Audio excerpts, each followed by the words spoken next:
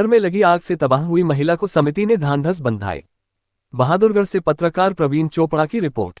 3 व 4 दिन पहले रोहतक जिले के गांव समचाना में एक विधवा महिला के छोटे से घर में लगी आग ने सब कुछ तबाह कर दिया। 2 बच्चों सहित महिला उस वक्त घर में नहीं थी जब तक पता चला और देखा सब कुछ जलकर राख हो चुका था।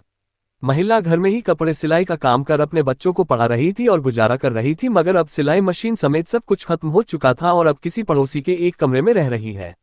आज सार्थक सदस्यों ने वहां जाकर सब कुछ अपनी आंखों से देखा और महसूस किया कि इतना जरूरतमंद इंसान आज तक हमने नहीं देखा।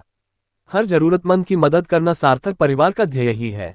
आज सबसे पहले समिति की तरफ से उस महिला को एक सिलाई मशीन भेंट की गई ताकि वह अपना कपड़े सिलने का काम शुरू कर सके और उसे आश्वस्त किया कि उनको दोबारा से सेटल होने में हर संभव मदद सार्थक परिवार से मिलेगी।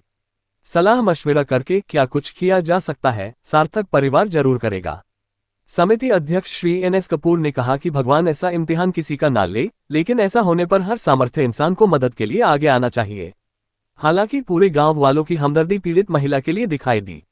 सार्थक परिवार की तरफ से इस मौके पर अध्यक्ष सहित RK सुनामी, हरिचंद रोझा, शिव मंगलपाल, जगबीर ग्रेवाल और अजय ग्रेवाल आदि मौजूद रहे। साथियों नमस्कार। साथियों, आज का जो ये मंजर देखा हमने समचाना गांव में, वास्तव में हमारे पास कोई शब्द नहीं थे वहाँ कि हम कह करके उस बेचारी विधवा महिला को ढाढ़स बंधा सके,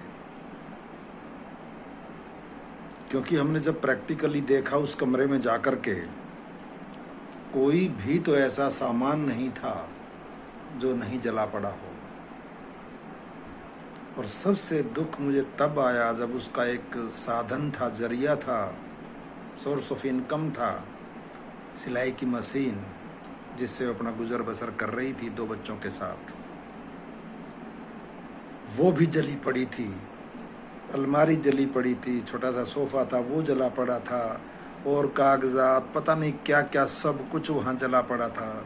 सारी कड़ियाँ जल चुकी हैं। सिर्फ ये है कि बस वो कड़ियाँ जल चुकी हैं, उसके ऊपर थोड़ा सा वजन आते हुए गिर सकता है कभी भी।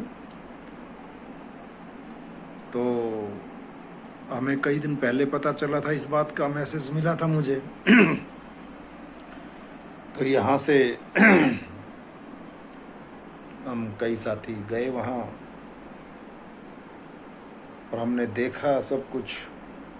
हालांकि मुझे पता चल गया था कि वो सिलाई मशीन ही उनका एक सोर्स ऑफ इनकम था, तो सिलाई मशीन हम लेके गए थे साथ में, और सिलाई मशीन हम दे के आगे उसको आश्वस्त करके आए हैं। जैसे उसके 2 बच्चे हैं, एक लड़का शायद 8वीं में पढ़ता है, लड़की 10वीं में पढ़ती है।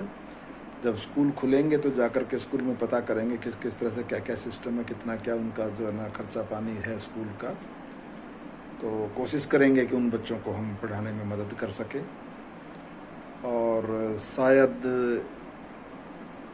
गांव वाले भी कुछ मदद कर रहे हैं, और जो है ना कुछ उसका सेटलमेंट का तो करना ही पड़ेगा। अभी तो वो पड़ोस में किसी ने एक कमरा दे रखा जिसमें वो रह रही है। तो जो भी उसके रीसेटलमेंट में जो भी सार्थक परिवार कर सकेगा, हर हालत में करेगा। लेकिन आज तक हमने बहुत ज़रूरतमंदों की मदद की है, लेकिन ऐसा ज़रूरतमंद इंसान वास्तव में हमने पहली बार देखा है। भगवान से प्रार्थना है कि इतना कड़ा इम्तिहान किसी का ना लें।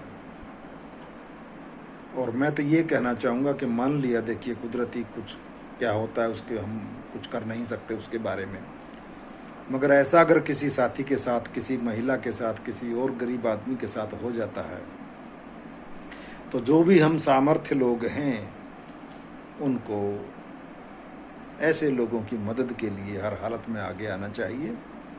और सार्थक परिवार का तो ध्येय ही यही है, और इसीलिए मैं पूरे सार्थक परिवार का बहुत बहुत धन्यवाद करता हूँ। बहुत बहुत मैं कहता हूँ कि उनको ये भगवान की दया से वो पूरे सार्थक बन चुके हैं। पिछले 8 साल से ये काम करते आ रहे हैं, तो इसके लिए भी जितना भी सार्थक परिवार कर सकेगा ज़रूर मदद करेगा। और मैं तो ये कहता हूँ कि दूसरे साथियों को भी जो भी कोई मदद कर सके किसी तरह की उसको करनी चाहिए।